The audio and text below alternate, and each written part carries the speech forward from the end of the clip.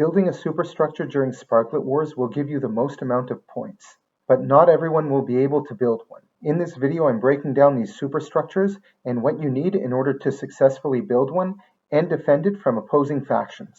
I'm YK2012, founder of the Upland Guide. I'm here to unlock the secrets of the Upland metaverse. On this channel, you can find everything you need to build your Upland empire. Expert tutorials, winning strategies, pro tips and tricks, and a lot more. Hit that subscribe button and ring that notification bell to stay ahead of the game. Remember, knowledge is power, and in the Upland metaverse, that knowledge is truly your most valuable asset. You receive points in Sparklet Wars by decorating one of your structures with the designated Sparklet Wars structure ornaments.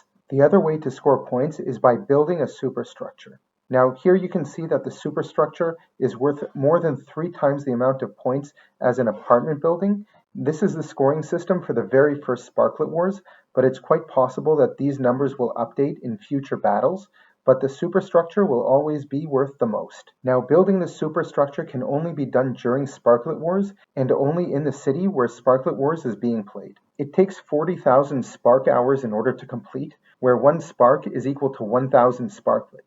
So we're talking about 40 million sparklet hours, and if you're able to max out the staking of 500 spark on the structure, it will still take you 3.4 days. Now, as for the size of these superstructures, here you can see it is just a tiny bit smaller than the footprint of an apartment building, but you can head over to ugc.upland.me, select your property or any property for that matter, and see if these superstructures will fit on top of it. So what is it you're going to need in order to build one of these? Firstly, you're going to need friends. This doesn't have to be limited to the players within your faction. Anyone can help you build this structure. There's room for 500 spark, which is 500,000 sparklet. You're going to need a lot of help, and you're going to need it fast. Time is of the essence. Now, it's not just enough to have friends to help you build it. Once you have the structure constructed, you're going to need to defend it. Other factions are going to try and devalue the score of your structure by attacking it with cannons or with carts. The cannons are defensible by these chests, but carts are the ultimate weapon, and chests won't do anything against them. So you're going to need to have some chests in order to defend your structure.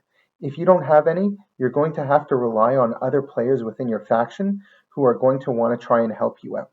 An alternative to these chests is a strategically placed property. If you have a property that is completely surrounded by other properties that you own and nobody else can thus get in range of attacking your superstructure, then that's the perfect location.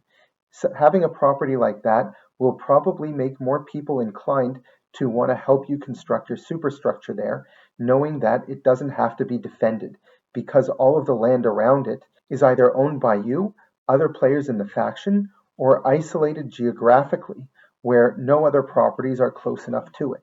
In reality, you're probably going to need a little bit of everything I just described. Sparklet Wars is a team game, and there is incentives for helping out other players within your faction, even if it doesn't directly benefit you.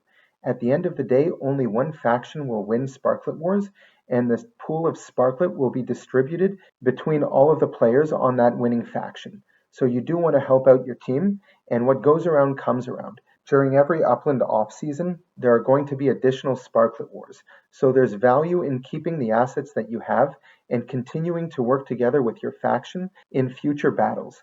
When you help one person today, they might return the favor next time.